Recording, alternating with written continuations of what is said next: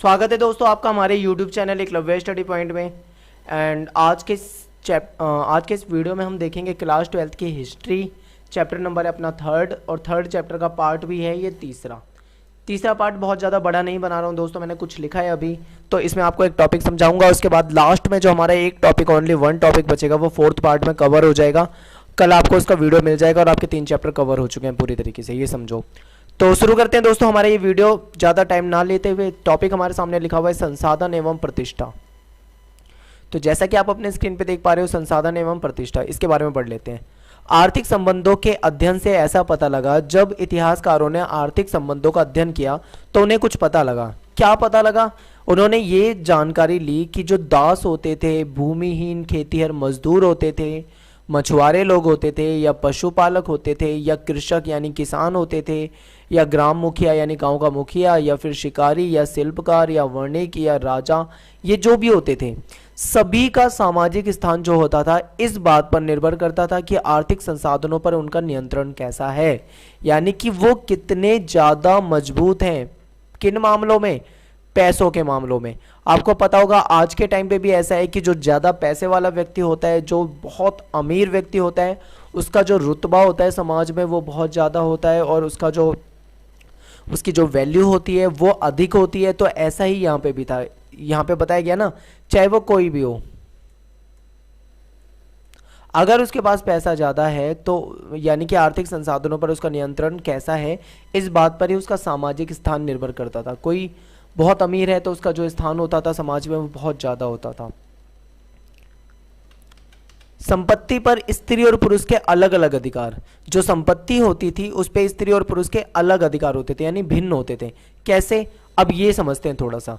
जो मनुस्मृति है दोस्तों, मनुस्मृति में ये बताया गया था कि जब पिता की मृत्यु हो जाती है तो उसके बाद जो संपत्ति होती है वो उनके पुत्रों में बांटी जाती है। यानी मान लो एक पिता था, उसके 4 बेटे थे, तो 4 बेटों में उसकी जो संपत्ति है उसकी मौत के बाद चारों को दे दी जाएगी।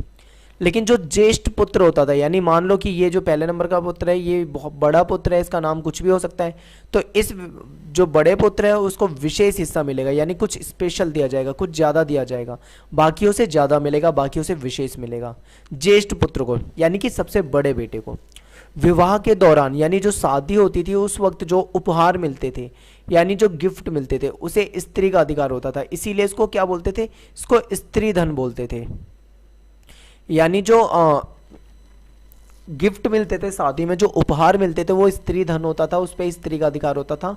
ठीक है। लेकिन पिता की संपत्ति पर यहाँ पे जैसे कि हमने बात ये की है कि पिता की संपत्ति पुत्र को मिलती थी, यानी कि एक बात पता लग गई कि पुत्री को तो नहीं मिलती थी, केवल पुत्र को मिलती थी। तो दूसरी तरफ जब विवाह में लड़की को गिफ्ट मिलता था तो वो गिफ्ट जो होता था वो उस पर उसका अधिकार होता था, चाहे वो उसको गहने मिले हों, चाहे धन मिला हो, या जो भी XYZ कुछ भी मिला हो। यह संपत्ति उसकी संतान को विरासत में मिलती थी, यानी कि ये जो संपत्ति है उसकी जो संतान होगी उसको विरासत में मिल जाएगी। ठीक है। यानी माँ के बाद उसके माँ के जो बच्चा है उस बच्चे को मिल जाएगी। पति का उस पर अधिकार नहीं होता था, यानी जो पति है वो उस पर अधिकार नहीं जता सकता, क्योंकि वो उसको स्त्री धन है, पत्नी को मिला हुआ गिफ्ट है, तो वो अपने बच्चों को दे सकती है, पर पति पर उसका अधिकार नहीं था। स्त्री पति की आज्ञा के बिना गुप्त धन संचय नहीं कर सकती थी।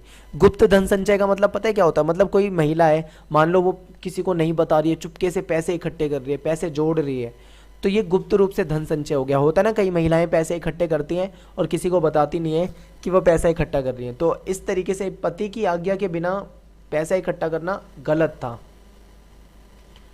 उच्च वर्ग की औरतें, जो मतलब ऐसा माना जाता है कि जो उच्च वर्ग की औरत, उच्च वर्ग की औरत जैसे रानी हो गई, या शाही परिवार में से कोई हो गई, राजाओं के परिवार में से कोई हो गई।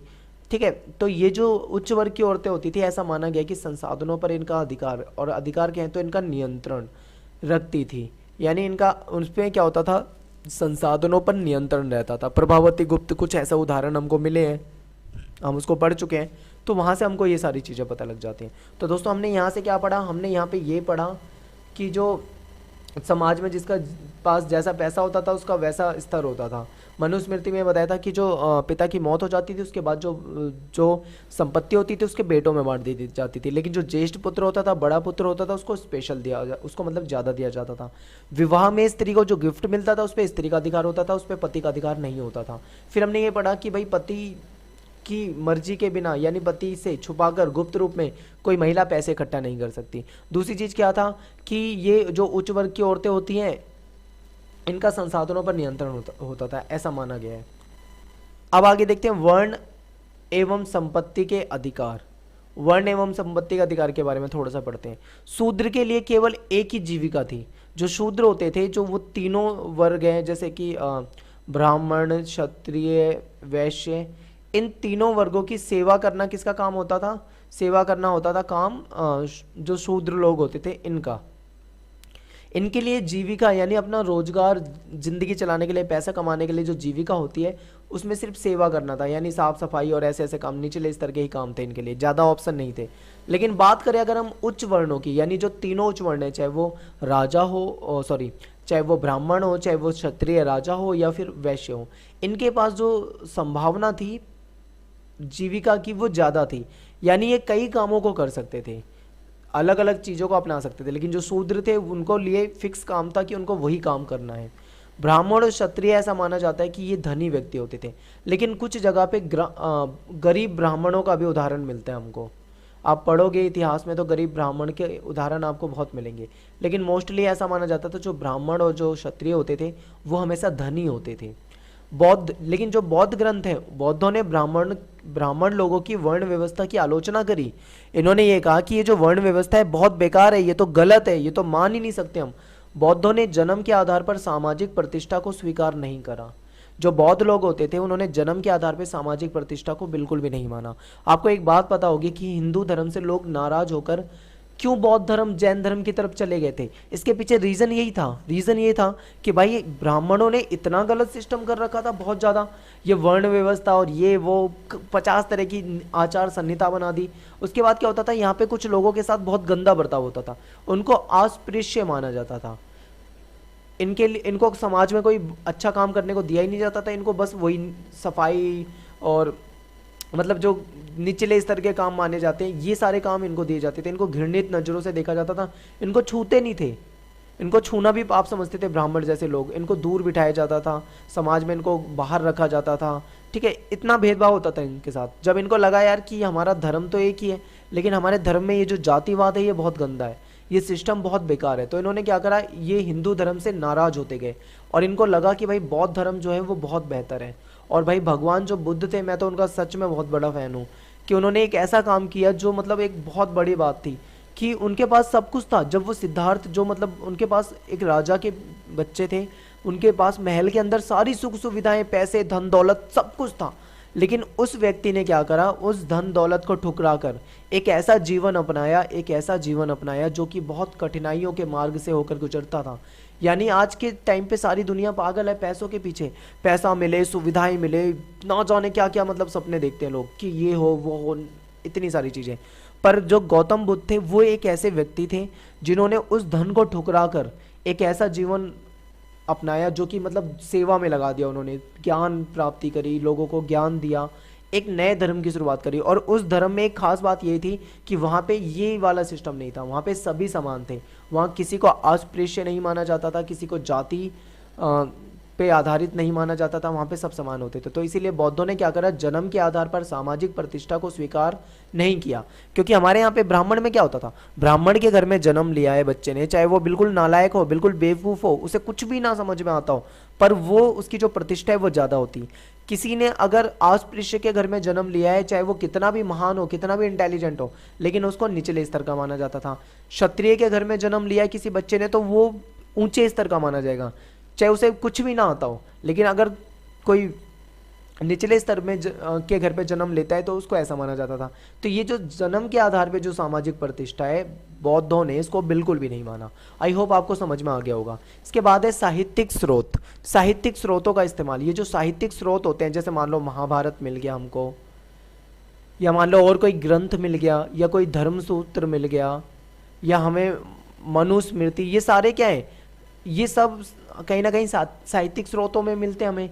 तो इन स्रोतों का इस्तेमाल कैसे करते हैं इतिहासकार, ये समझने वाली चीज़ है दोस्तों। मैं आपको पहले बता रहा हूँ, ये मोस्ट इंपॉर्टेंट क्वेश्चन है, पेपर में क्वेश्चन आया हुआ है, रिपीट भी होता है। तो आपसे ये पूछा जा सकता है कि इतिहासकार जो होते थे वो साहित्यिक स्रोतों का इस्तेमाल बहुत सावधानी से करते थे। कौन सी सावधानियां बरतते थे, या फिर क्या मतलब ध्यान रखते थे वो? तो जब विश्लेषण करते थे, ये जो किसी ग्रंथ का जब विश्लेषण करते थे इतिहासकार, तो कई पहलुओं का ध्यान रखते थे। ठीक है, जैसे कि मान लो सबसे पहले देखा जाएगा भाषा, कि भाषा कौन सी है। एक तो होती है साधारण भाषा, एक होती है विशेष भाषा। जो संस्कृत भाषा थी दोस्तों, उस टाइम पे जो संस्कृत थी वो एक साहित्यिक भाषा थी, और वो विशेष पढ़े लिखे विद्वानों और ब्राह्मणों के द्वारा अपनाई गई भाषा थी, संस्कृत भाषा थी। तो ये हर कोई यूज़ नहीं करता था, आम भाषा नहीं बोल सकते, इसको विशेष भाषा बोलेंगे। लेकिन जो साधारण भाषा है, जो वहाँ पे लोकल लोग बोलते हैं, जैसे हर कोई, मतलब जैसे इसमें तमिल, पाली या जो अन्य भाषा रही होगी उस टाइम पे, वो सारी की सारी कौन सी भाषा में आ जाएगा दोस्तों? वो आ जाएगी साधारण भाषा में। तो हमको इस चीज़ का भी ध्यान रखना है। और आगे हम देखते हैं। ठीक है दोस्तों, तो साधारण भाषा में अगर हम बात करें उस टाइम पे, तो पाली भाषा थी, प्राकृत भाषा थी, ठीक है, तमिल भाषा थी, ये सारी साधारण भाषा में आती थी। लेकिन जो संस्कृत थी वो विशेष भाषा में आती थी। तो वो भाषा का ध्यान रखते हैं कि कौन सी भाषा में लिखा गया है ग्रंथ। इसके बाद आते हैं हम ग्रंथों के प्रकार।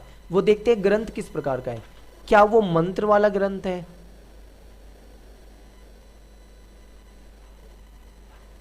क्या वो मंत्र वाला ग्रंथ है या कथा वाला ग्रंथ है। इस चीज़ का ध्यान रखा जाता था कि मंत्र जो होते थे, आपको पता है मंत्र पूजा पाठ वगैरह के टाइम पे पढ़े जाते थे।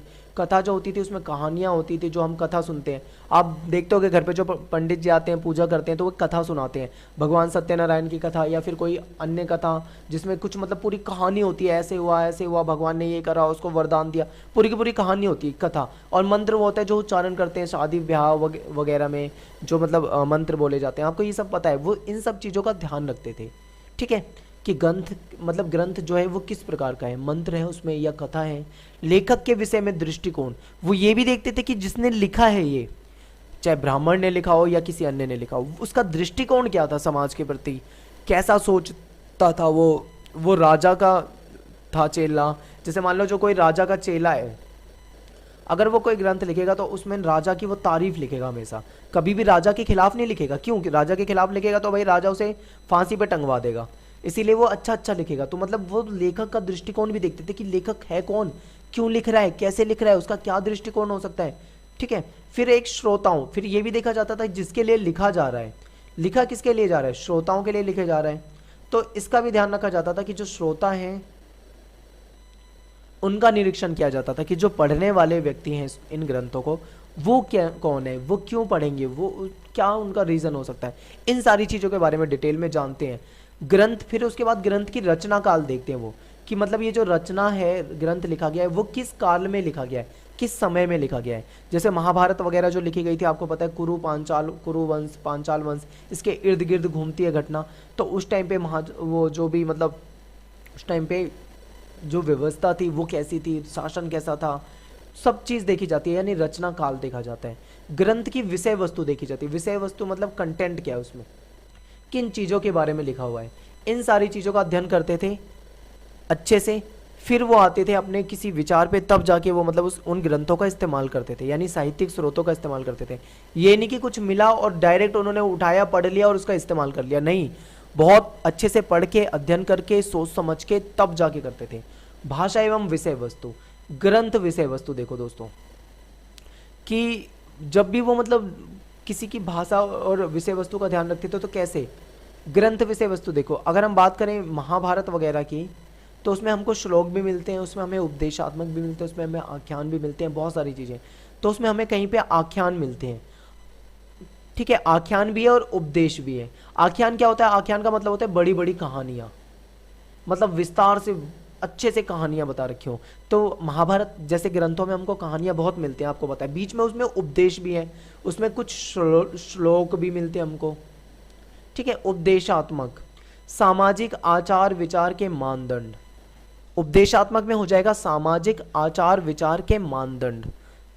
तो ये सारी चीज़ें थी, लेकिन ये मत सोचना कि उसमें हमेशा कहानियाँ ही मिलती हैं और हमेशा उपदेशात्मक भी मिलती हैं।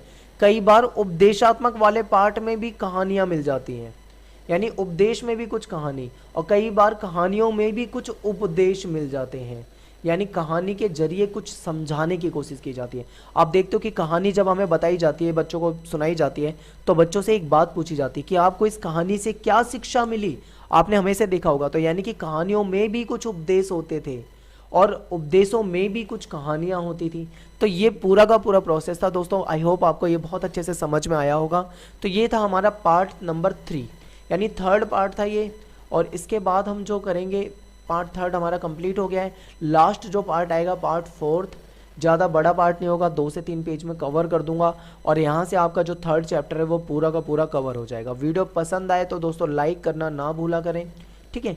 अपने दोस्तों में शेयर जरूर करें, मैंने आपको कई बार कहा है कि वीडियो को शेयर कर दिया करें, ठीक है। कमेंट में करें। और बहुत सारे बच्चे ऐसे कहते हैं कि PDF वगैरह दे दो, तो दोस्तों PDF मेरे पास सारे चैप्टरों की अवेलेबल नहीं है। अगर आपको, मैं कह रहा हूँ कि आप मेहनत करोगे, साथ के साथ लिख लो, जो भी आप देख रहे हो साथ के साथ लिखो। क्यों? क्योंकि भाई मैं भी तो तुम्हारे लिए लिख रहा हूँ। अब मैंने कोई पहले से बना के थोड़ा ना रखा है, ये पहले मैं लिखता हूँ, उसे टॉपिक को पढ़ता हूँ, फिर लिखता हूँ, फिर आपको अपलोड करके देता हूँ। आप भी तो अपने लिए मेहनत कर सकते हो, लिख लो। अगर आपको फिर भी बनी बनाई PDF चाहिए तो आप इंतजार करो कम से कम 4 मंथ का, 4 मंथ हो जान दो। उसके बाद सारा जब हमारा सिलेबस कंप्लीट हो जाएगा तो मैं सारी वीडियो प्ले करके स्क्रीनशॉट लेके उसको कट क्रॉप करके सारा का सारा PDF बना दूंगा। क्योंकि अभी मेरे पास खुद भी नहीं है चैप्टर पूरे कंप्लीट, तो मैं आपको कहाँ से दे पाऊंगा। तो वेट करो या फिर लिख लो।